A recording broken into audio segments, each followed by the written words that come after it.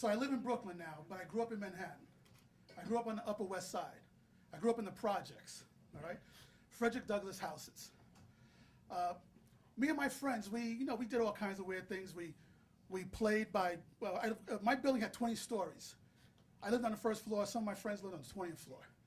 We played like games like roundup tag in the building where you get on top of the elevators and ride the elevator. I mean, on top,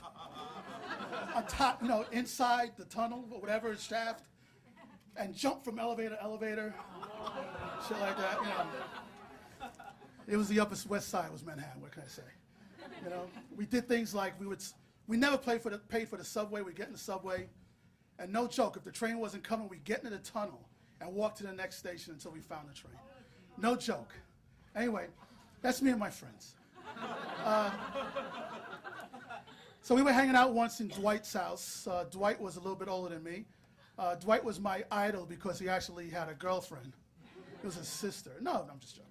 Anyway, but he did have a girlfriend. He had a girlfriend. He was so cool. He was the only child. I had 3 brothers. I hated each one of them. No sisters. Dwight was so cool, man. The first time I smoked a joint was in Dwight's house. It was great, We had one of those bowls, with the tin foil with the ball in the middle that hangs. You go like this. We were tripping for days.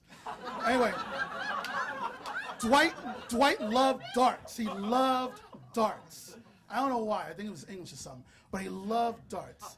He would do things like turn off the lights in the house and start throwing darts and stuff like that. It was really crazy. One day, this is in the summer. For some reason, darts only worked in the summer. We didn't have lawn darts, believe me. We didn't have any lawns. And there are no concrete darts, no doubt. We used to go to Central Park a lot and hang out in the park and play and, fool around in the park. And we used to bring the darts with us. We used to play this game where a bunch of us would be on one side of those horse streets. I don't know what the hell they're called. Anyway, we would get on one side, and 3 or 4 of us, and then 3 or 4 of us would get on the other side, maybe about, 25 yards apart, and we start throwing darts up in the air at each other. And we would lob them into the air, and they would come down, and you would go, weave, like that. And the darts would come in, weave, like that. And the thing was, you would go, like, weave, like that, weave. It was crazy. One day, Sonny, my friend Sonny, another guy who I admired a lot, because he had a girlfriend too, and Sonny threw a dart, and I remember this like it was yesterday. I'm watching the dart because I'm gonna weave the shit out of this dart, and I'm watching the dart, and I realize, the dart looks like a ball. It doesn't look long like they usually do. It looks like a ball. I realized when it was about 10 feet away from me that it looks like a ball because it's coming right at my eyeball. So I started to weave. And when I did, it caught me right here. It caught me on the side, on a glancing side. Anyway, I didn't know it caught me. I thought it bounced off of me. So I'm like, weave! Like that, like weave, yeah, And everybody started yelling, holy shit, holy shit, holy shit. And they all run up to me, you okay, okay? And I'm like, wait, what's up?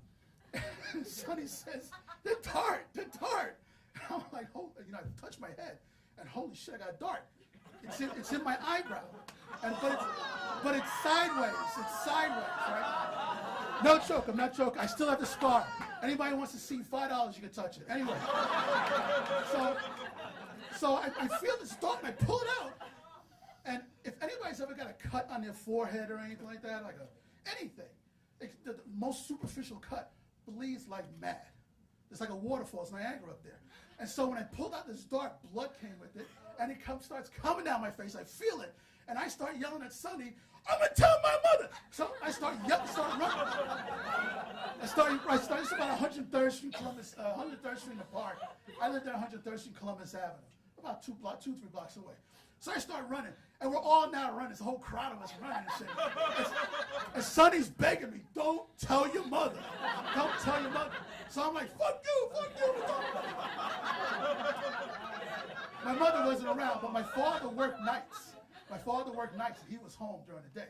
He's sleeping during the day. And we don't fuck with my father during the day. He's sleeping, because he works nights in the post office. They're crazy. Anyway. So I run into the house, live in the first floor, no elevator, run right in. All my boys are right behind me, right? I run down the hallway to my father's bedroom. I say, Daddy, look! Daddy, look! My father gets up and shit. First he says, what the hell are you waking me up? And then he sees blood in my face. He says, what happened? And I said, Sonny threw a dart at me. And when I said that, I could hear, I didn't see them. They were all down the hallway. I heard everybody rushing around the house. It was like a whole crowd of people knocking down shit and whatnot. You know, stuff was broken. Anyway, my father jumps up. He drags me over to because now he's got to bring me to the hospital. Oh my God. I gotta bring you to the hospital. I'm not bringing you to the hospital. So he drags me to the bathroom. He wipes my face, right? And you know, when he wipes my face, by the time I got to the house, it was like drying. It was kind of slowing up. You know, he washes my face, and it was all clean and whatnot. He looks at it. He presses it like mad. He was in the army. He's pressing it like mad. You know, for a while, and she says, "Stand still, stand still." Okay, and I'm crying. So then he puts a Band-Aid on it. And he tells me, okay, now go out of here. Leave me alone. I'm sleeping. That's it.